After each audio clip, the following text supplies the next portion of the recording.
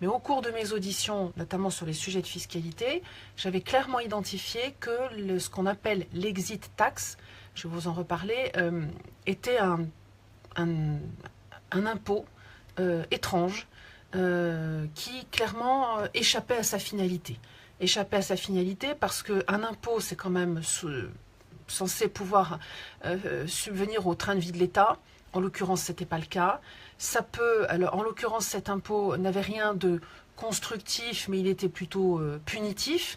Et en fait, la punition ne marchait pas du tout. C'est comme si vous aviez mis en place une punition et qu'en fait, tout le monde la contournait et tout le monde trouvait d'autres moyens, ou tout le monde s'en tapait en disant de toute façon, je veux bien être puni, ça ne me gênera pas. Donc, les gens sont partis quand même. On a le nombre de personnes de gros patrimoines qui sont partis de 2012 à 2015. Il est considérable, il n'a cessé d'augmenter. Donc, clairement, cette taxe n'a rien empêché. Ensuite, quand ces gens partaient, le problème, c'est qu'ils partaient avec tout.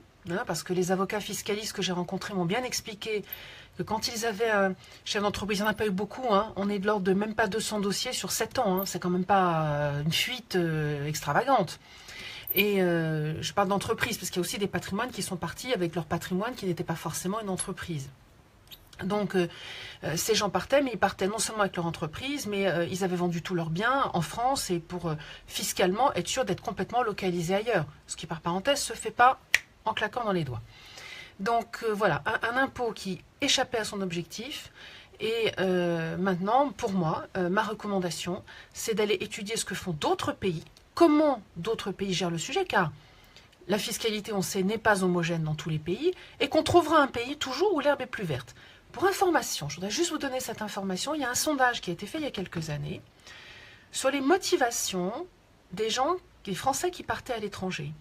Dans ce sondage, il est apparu que 42% des interrogés disaient vivre dans un pays à la fiscalité plus avantageuse que la France. Donc un peu moins d'un sur deux. Mais on avait un peu plus de 30% qui disaient vivre dans un pays à fiscalité équivalente à celle de la France. Et enfin, 21% qui disaient vivre dans un pays à la fiscalité moins avantageuse que la France. Voilà, donc c'est juste pour remettre un peu les pendules à l'heure et dire que les raisons du départ, comme le disait un sondage, une enquête, pardon, du ministère des Affaires étrangères il y a quelques années, c'est avant tout des raisons professionnelles, éventuellement familiales, mais avant tout professionnelles, à plus de 40%, et que la fiscalité, c'est à peine 9% des partants qui se posent la question, qui disent ah bah tiens, je vais peut-être partir pour raison fiscale. Donc je crois qu'il faut évacuer cela, réfléchir à peut-être un autre dispositif, observons, moi je vais, pardonnez-moi, je vais utiliser mon expérience singapourienne. Que fait le gouvernement de Singapour depuis sa fondation il y a 50 ans? Ils passent leur temps à aller regarder ce qui se fait chez les autres, ils prennent les meilleures pratiques et ils les mettent en œuvre chez eux. Par parenthèse, c'est comme ça qu'ils ont mis en place leur méthode de maths. Donc, faisons pareil pour l'exit tax, allons voir ce qui se fait ailleurs, faisons aussi un bilan du nombre d'entreprises qui vraiment essayent de partir pour être vendues ailleurs. Sachez aussi qu'on butait sur un obstacle tout simple. C'est extrêmement difficile une fois que les personnes ont quitté la France. Que deviennent-elles? D'ailleurs, en termes de fiscalité, une fois qu'on a quitté la France, ce sont nos sources de revenus françaises qui vont être imposées. Mais ce qui se passe dans le monde ailleurs, on ne sait pas. Je suis passée à Dubaï. À Dubaï, il n'y a pas d'impôt du tout. Il n'y a pas forcément d'échange de données. On ne sait pas ce qui se passe là-bas. Comment peut-on le savoir?